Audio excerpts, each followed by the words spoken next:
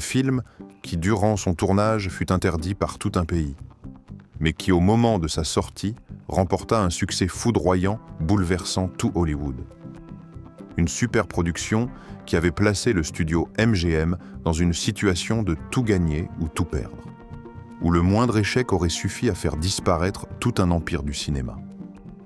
L'ensemble s'est transformé en l'un des films les plus grandioses, chaotiques et dangereux de tous les temps. Et ce film n'est autre que Ben-Hur, 1959.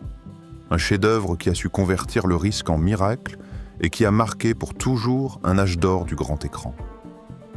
Sorti en 1959, le film entraîne les spectateurs dans l'épopée de Judas. Ben-Hur, un prince juif trahi, dépouillé de tout, puis déterminé à reconquérir son honneur sur une piste de course de chars ensanglantée.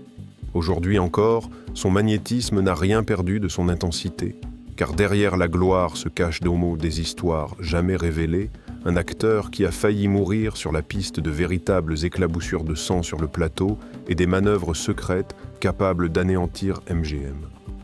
Tout cela ne commence qu'à peine à être dévoilé. Ne détournez pas le regard, cette vidéo va tout révéler. Un instant mortel terrifiant conservé tel quel à l'écran.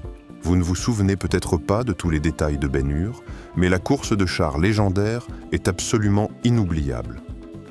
Une piste, noyée de poussière, des dizaines de chars se heurtant dans un fracas assourdissant, et soudain, un moment qui fit frissonner le public. Un char passe au-dessus d'une épave renversée, le choc projette le cocher hors de sa place, son corps heurte violemment l'essieu en bois, puis glisse longuement juste devant les sabots lancés à pleine vitesse. Cet homme était Joe Canute, le cascadeur doublant Charlton Heston, et aussi le fils du légendaire maître des cascades Yakima Canute.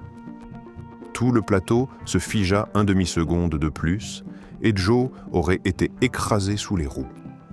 Mais dans ce moment suspendu entre la vie et la mort, il se redressa soudain, agrippa la paroi de bois et se hissa de toutes ses forces pour remonter dans le char lancé à une vitesse vertigineuse. Les caméras avaient tout capté, et le réalisateur William Wyler décida d'inclure la scène telle quelle dans la version finale. Un accident à deux doigts de la tragédie devint ainsi un moment d'un réalisme suffocant qui fit frissonner les spectateurs comme les professionnels du cinéma pendant des décennies.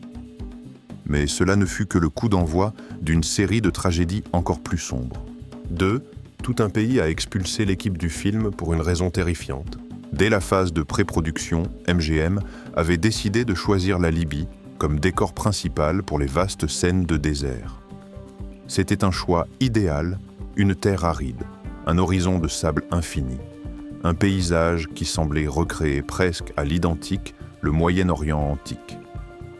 D'immenses convois de matériel étaient prêts à être transportés, le scénario avait été ajusté selon la géographie locale et des milliers de membres de l'équipe attendaient l'ordre de départ. Mais tout s'effondra brutalement lorsque le gouvernement libyen découvrit la vérité, le film glorifiait la foi chrétienne. Pour un pays musulman, c'était absolument inacceptable. En une seule nuit, ils décrétèrent une interdiction totale et expulsèrent immédiatement toute l'équipe du film hors du territoire. Aucune exception, aucune possibilité de négociation. Toute une opération soigneusement préparée valant plusieurs millions de dollars fut anéantie par un simple ordre froid et implacable.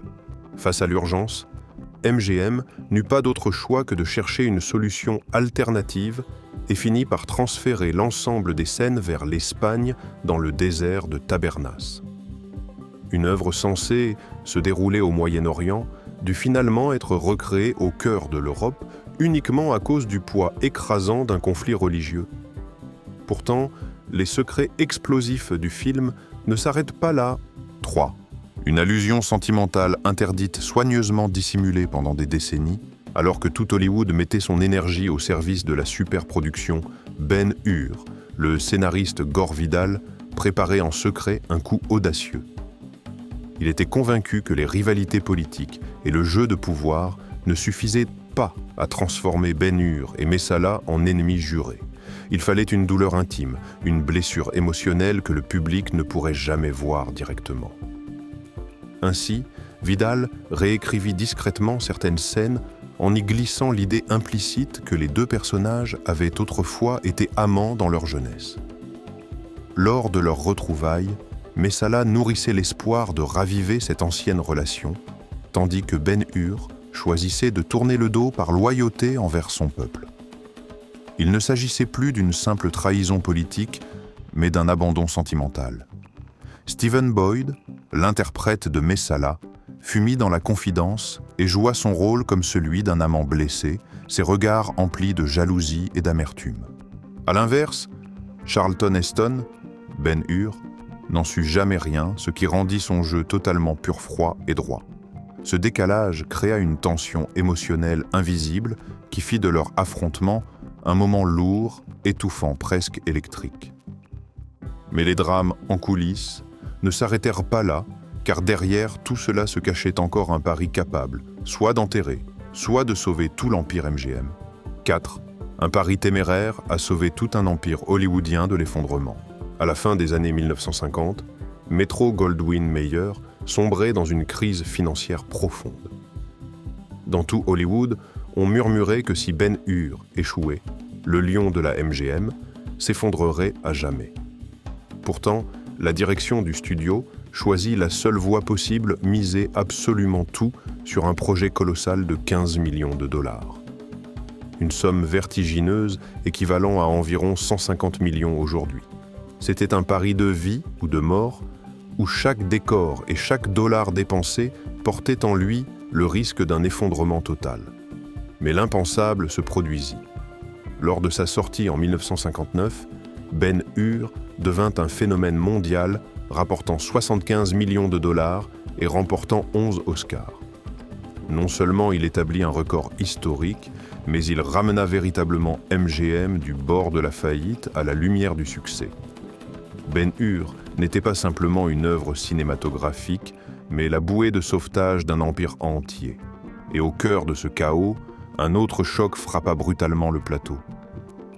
5. Le producteur s'effondre en plein plateau, laissant derrière lui un fardeau immense. Sam Zimbalist, producteur chevronné et principal défenseur du financement du film, était l'âme même du projet. Mais tandis que Ben-Hur était tourné en grande pompe à Rome, il s'effondra soudain, terrassé par une violente crise cardiaque. Sa mort en plein cœur de la production plongea l'équipe dans la stupeur.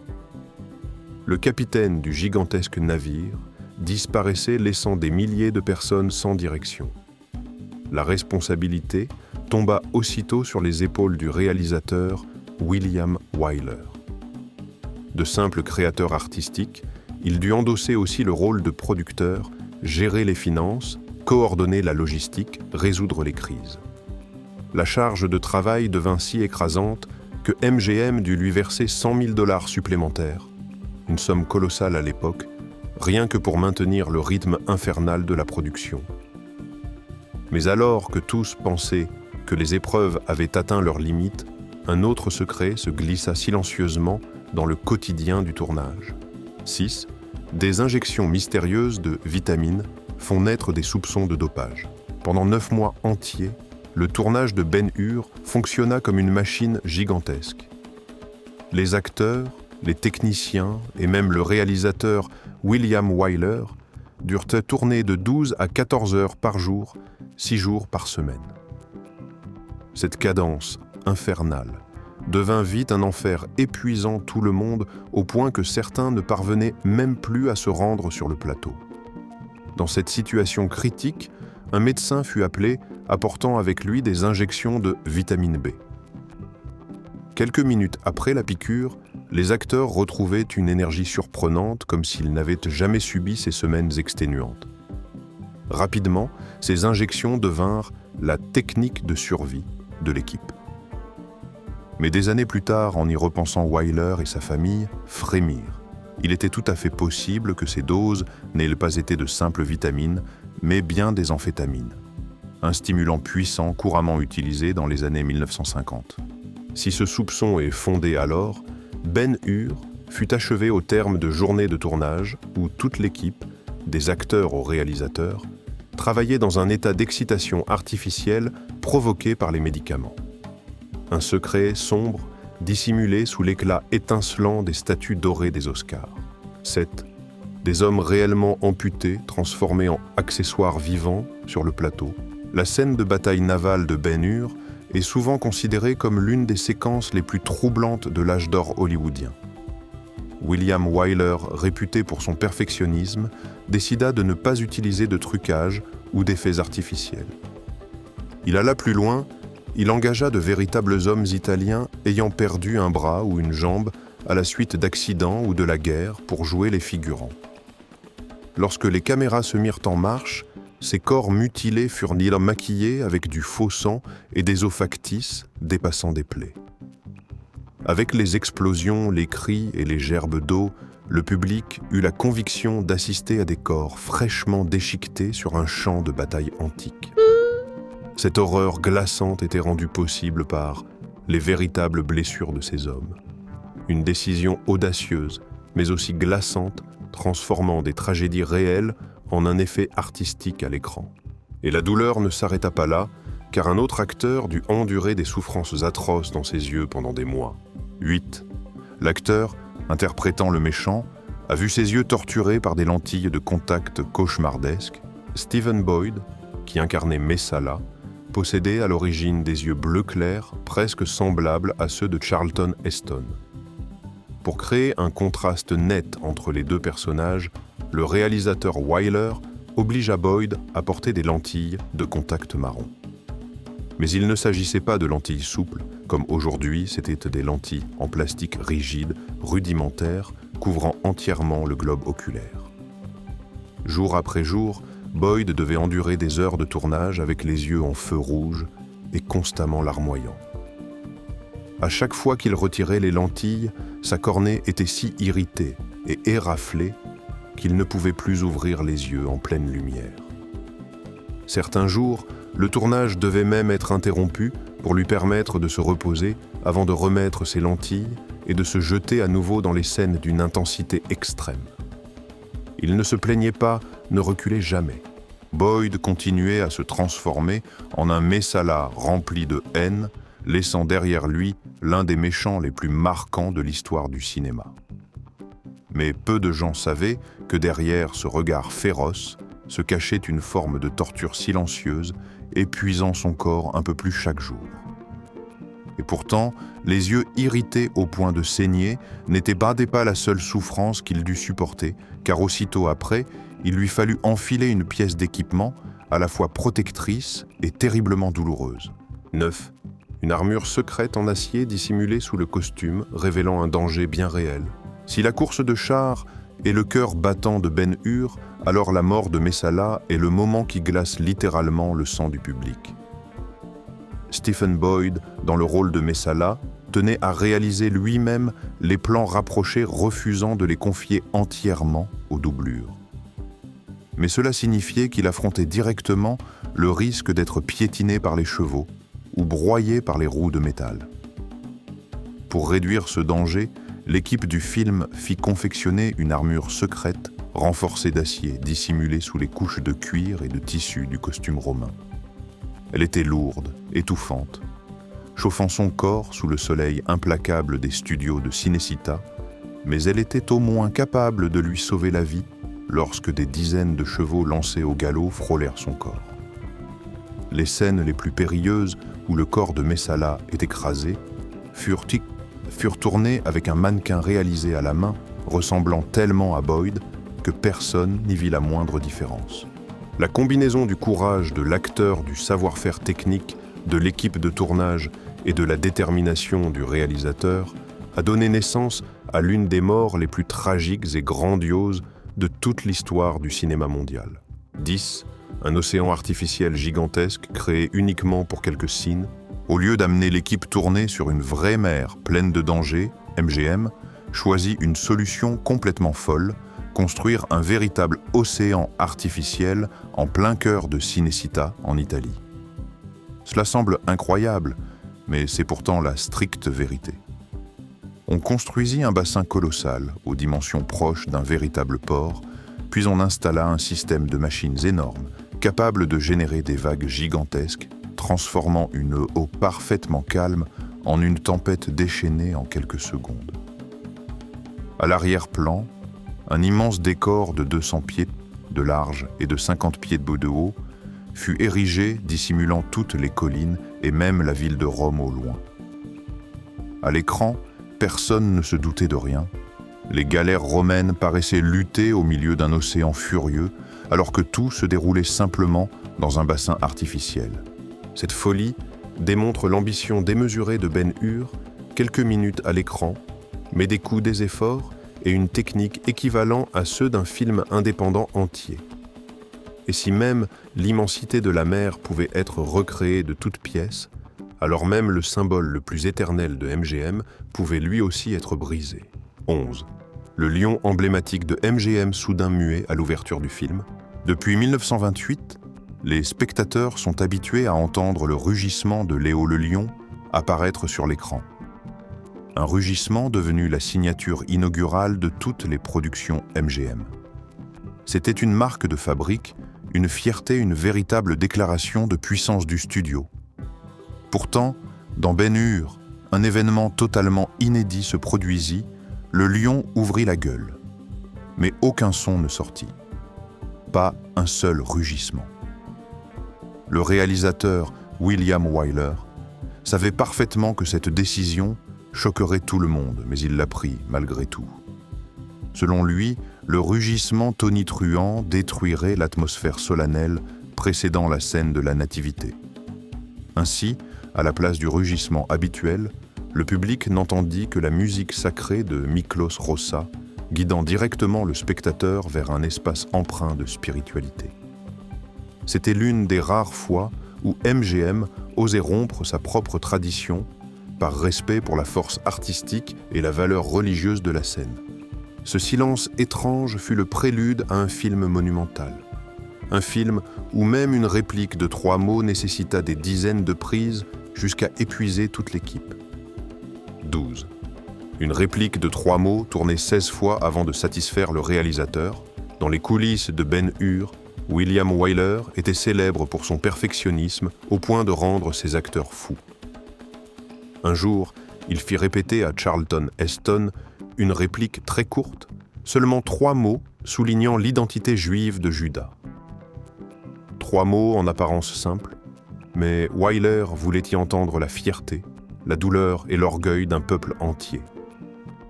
Heston dut la redire 16 fois. À chaque prise, il tentait une nouvelle nuance, pas trop théâtrale, mais pas trop fade non plus. Derrière la caméra, Wyler secouait la tête implacable jusqu'à percevoir la vibration exacte dans la voix, l'intensité brûlante dans le regard du personnage. Ce n'est qu'à cet instant précis qu'il acquiesça enfin. Ironie du sort, cette réplique ne fut finalement pas conservée dans la version finale du film. Pourtant, l'anecdote perdure, témoignant de l'exigence presque obsessionnelle de Wyler et de l'endurance extraordinaire de Charlton Heston, qui donna tout pour créer un rôle désormais légendaire. Et si une réplique de 3 mots pouvait exiger une rigueur pareille? Imaginez ce qui se passa lorsqu'un simple bruit accidentel devint une obsession folle pour Wyler. 13. Un bruit de poterie brisée devenu une obsession délirante sur le plateau. Dans une scène silencieuse, Ben-Hur retourne dans sa maison en ruine. En avançant, le pied de Heston heurte accidentellement un tesson de poterie, produisant un son sec et résonnant dans l'espace vide. Cela aurait dû être un incident mineur, mais pour Wyler, ce son inattendu contenait une incarnation parfaite du sentiment de désolation. Il interrompit immédiatement le tournage et demanda à recommencer. Heston, surpris, ne comprenait pas ce qu'il avait fait de travers. Mais Wyler resta vague, exigeant simplement de refaire la scène jusqu'à ce que l'équipe parvienne à recréer exactement le même bruit accidentel. Des heures furent-elles perdues à cause d'un unique éclat de poterie frappant le sol capté par l'oreille obsessionnelle du réalisateur. Voilà qui était William Wyler, un génie du cinéma, mais aussi un homme prêt à rendre toute une équipe folle pour satisfaire sa quête de perfection. Et à partir de ces détails presque improvisés, le film trouva une touche de sacré inattendu lorsqu'on confia le rôle du Christ à un visage très particulier. 14. Un ancien missionnaire incarnant le Christ, dans un silence aussi sacré que bouleversant, Claude Hitter, jeune chanteur d'opéra, avait passé plusieurs années à prêcher sa foi au sein de l'Église de Jésus-Christ des Saints des Derniers Jours.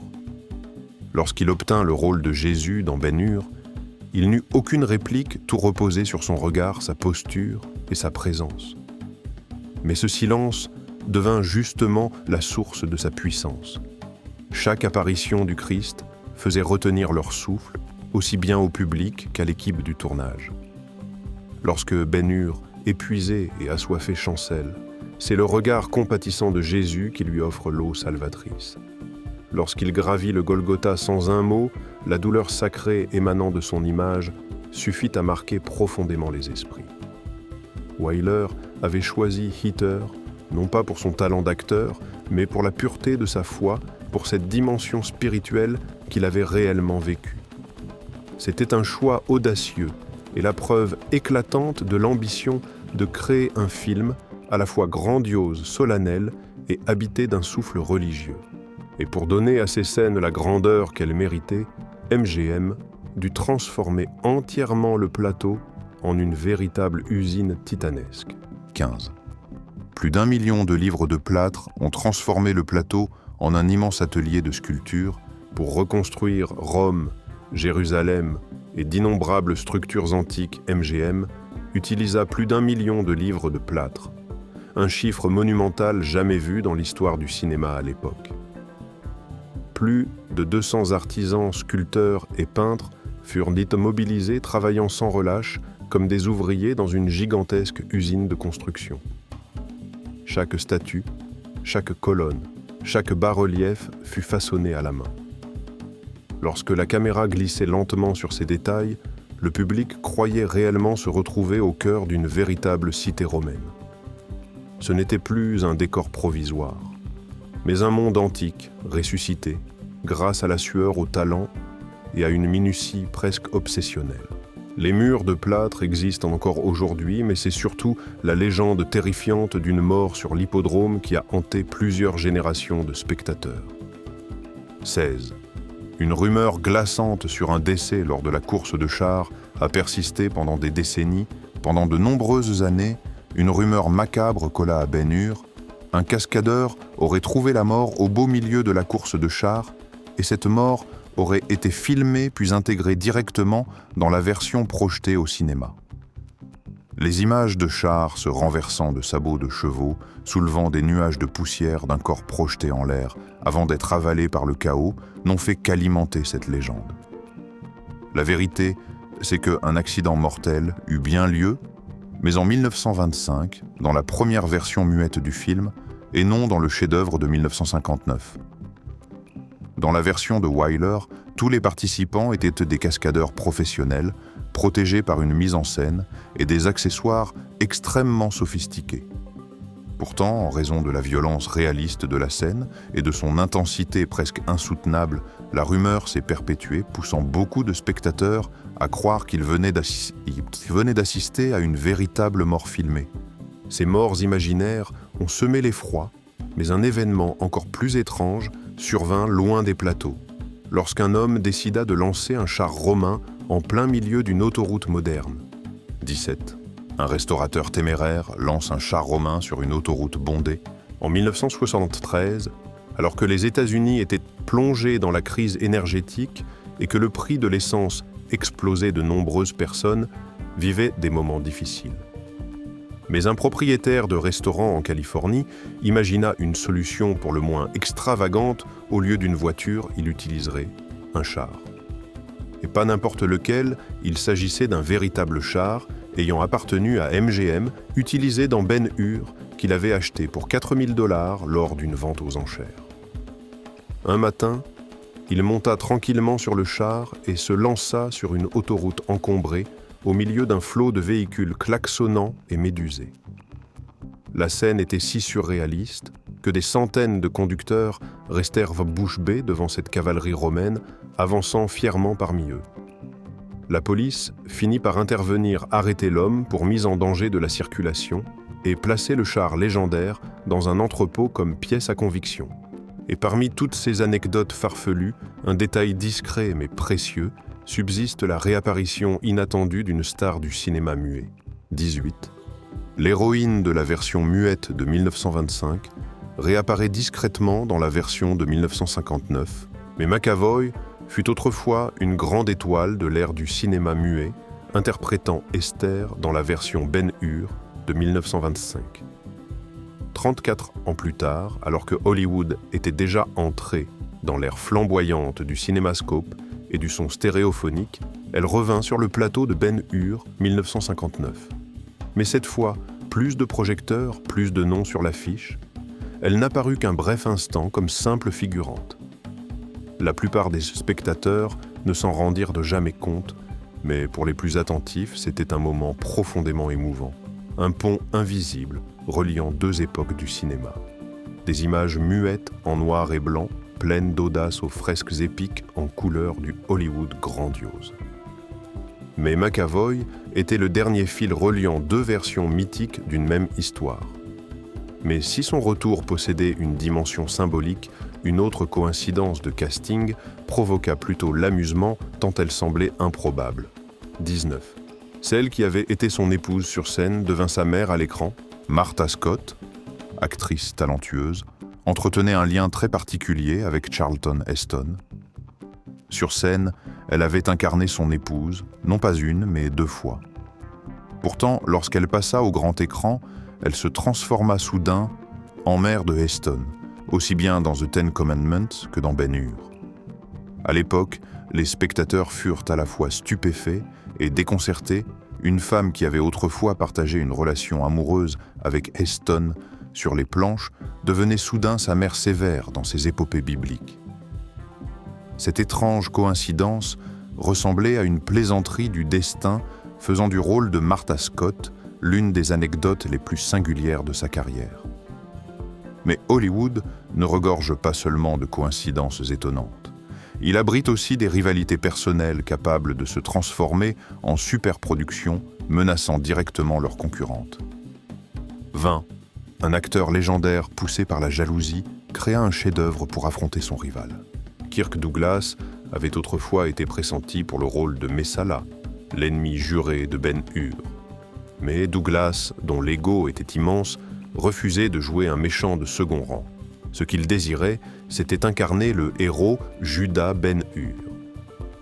Or ce rôle appartenait déjà à Charlton Heston.